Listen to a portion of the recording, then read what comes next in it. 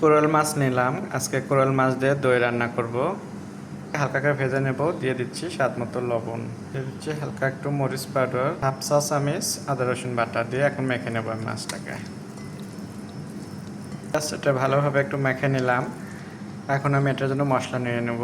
রান্নার জন্য একটা পাত্র নিলাম আর এখানে দিয়ে দিচ্ছি পেঁয়াজ বাটা, 2 টেবিল চামচ পেঁয়াজ বাটা, 1 টেবিল চামচ আদা রসুন বাটা, 4 চামচ দিয়ে 1 চামচ জিরে বাটা, হাফ চামচ মরিচ পাউডার, হাফ চামচ কাশ্মীরি পাউডার দিচ্ছি একটু কালারটাকে সুন্দর রাখার জন্য। এখানে স্বাদ মতো লবণ দিচ্ছি মশলাতে। আলাদা বাটিতে আমি 2 টেবিল চামচ টক দই নিছি আর 1 টেবিল চামচ আমি এখানে বাদাম বাটা নিছি।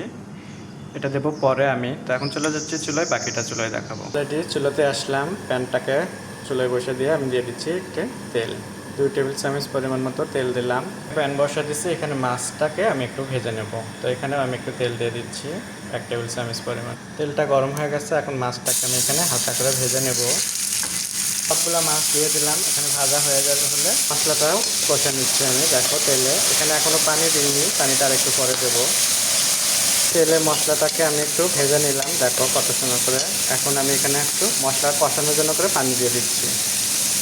জাস্ট আমি এখন এটাকে 4 থেকে 5 মিনিট মশলাটাকে সুন্দর করে কষা নেব। মাছটাও এক পিসটা হয়ে গেছে, এখন আমি একটু উল্টে দেবো। পিসটা মাছ হয়ে গেল, আর এক পিসটা দেখো উল্টে দিলাম। তো ওই পিসটা হয়ে গেলে আমি চুলাটাকে অফ করে রেখে দেবো। আর এই ফাঁকে মশলাটাকে সুন্দরভাবে কষায় নেব। মশলাটাকেও সুন্দরভাবে কষায় নিচ্ছে, দেখো পানি দেওয়ার পরে কালার দেখছো কতটা সুন্দর আসছে। তো এটাকে এখন তেলের উপর উঠবে, তখন আরও সুন্দর কালার আসবে। আর 10 মিনিট আমি মশলাটাকে কষে নিলাম। দেখো মশলার কালার আর কতটা ঘ্রাণ, সুন্দর একটা ঘ্রাণ আসছে। মনে হচ্ছে যে পুরো পাড়া ছড়িয়ে যাবে এই ঘ্রাণ। তো মশলাটা কষানো হয়ে গেলে টক দই আর বাদামটা কেটে রাখছিলাম, ওইটাকে এখন অ্যাড করে দেবো আমি মাছ দেওয়ার আগে। সাথে কয়েকটা কাঁচামরিচ দিয়ে দিচ্ছি, দিয়ে মশলাটাকে আবারও সুন্দর করে দইয়ের সাথে কষিয়ে নিচ্ছি। দেখো এখানে তোমরা চাইলে লিকুইড দুধ কিন্তু একটু দিতে পারো, তাহলে কালারটা আরও একটু সুন্দর আসবে।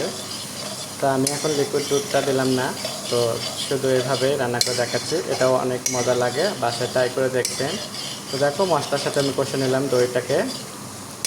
কষানো হয়ে গেলে দিয়ে দিতে হবে মাছ ভাজি। তো মাছটাকেও আমি হালকা করে কিন্তু ভেজে নিচ্ছি, বেশি একটা কড়া করে নিইনি, কারণ হালকাটা দেখতে সুন্দর লাগে কালার।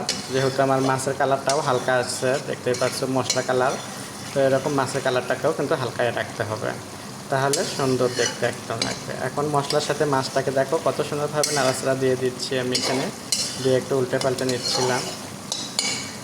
পানি দেওয়ার আগে আমি একটু দিয়ে দিচ্ছি চিনি, জাস্ট অল্প দেবেন 1 চা চামচ পরিমাণে। মাছটাকে আমি সুন্দরভাবে মশলার সাথে কষায় নিচ্ছি আর চিনিটা দিলাম। এখন আমি পানি দিয়ে দেবো রান্নার জন্য করে। জাস্ট এটা কিন্তু আরও অল্প সময় রান্না হবে, যেহেতু মাছটা ভাজি, মশলাটাও সুন্দরভাবে কষায় নেওয়া।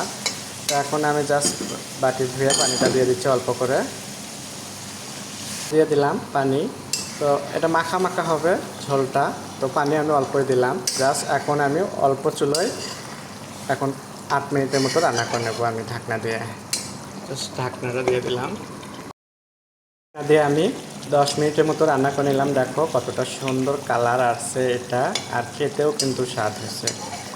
তো আশা করি আপনাদের ভালো লাগবে। আপনাদের ভালো লাগলে স্বাদ ও স্বাদের গল্পের সাথে থাকবেন, বেশি বেশি লাইক কমেন্ট শেয়ার করবেন।